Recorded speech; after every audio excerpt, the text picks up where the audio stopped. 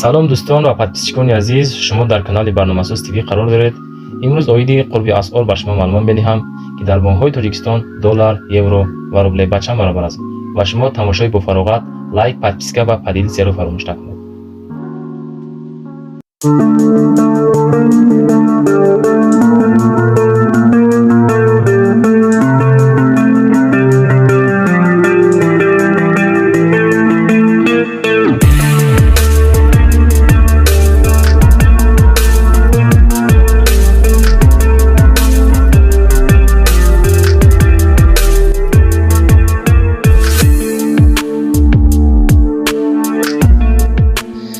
دوستان گرامی، لایک های خود را گذارید تا اینکه عدد بینندگان در کانال ما زیاد شود.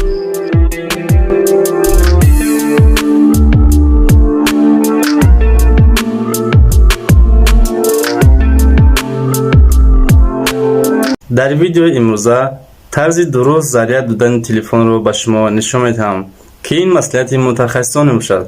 اگر ما تلفن رو درست ضریت ندهیم میتواند باتری تلفن ما ضرر بیند.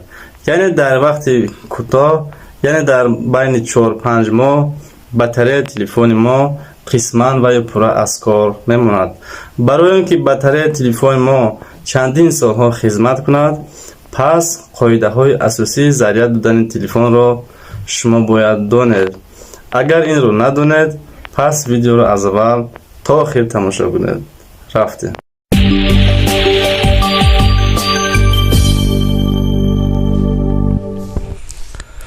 مسئولیت رقم 1: تلفن رو هیچگاه پورا ضریت ندهید. یعنی باتری تلفن رو از 50% تا 80% ضریت دهید بس است. برای سمارتفون های زمانه‌ای باشد این رجا کفایه می باشد. کسی که میگوید تلفن رو پورا یعنی 100% ضریت دهیم، این کاری خطا می باشد.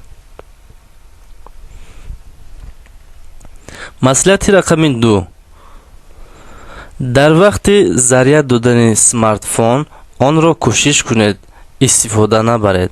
اگر امکانیت باشد آن را در رژیم سمالیات گذارید و یا پورا خاموش کنید.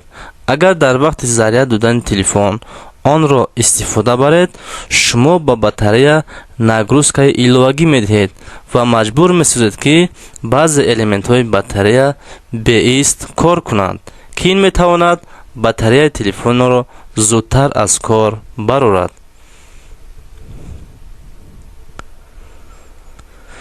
مصلحت رقم 3: هنگام استفاده کردن بیشتر ضریت که نگذارید که تا 100% پر شود. واریانت ایدئالی باشد این 80% ضریت می باشد. برای آن که در درجه بیشتر ضریت که باتری تلفن تیز گرم می شود، قید کردن به مورد است که همیشه ضریتنگ ردنای خود تلفنتون رو استفاده برید. هیچگاه ضریتنگ های دیگر شرکت ها رو و یا ضریتنگ های ارزان رو استفاده نبرید. اینها می توانند باتری تلفنتون رو زودتر از کار برآورند. مصلحت رقم 4: اگر شما تلفن رو بسیار استفاده کردنی شوید، کوشش کنید کمی کم تا 20% ضریت داشتن باتری استفاده برید.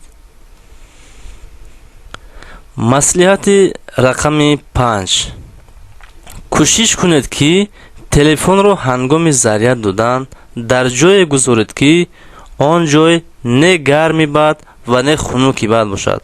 اگر در جای گرم تلفن رو در ضریت گذاشتید، باتری زودتر گرم می شود که این می تواند باتری تلفنتون رو زودتر از کار برآورد.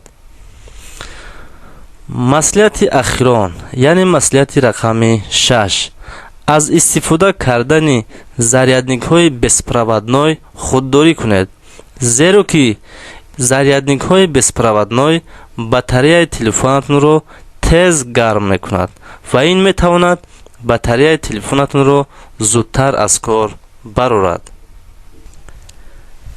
این بود 6 مصلحت مفید اویدی طرز درست ضریت دادن تلفن.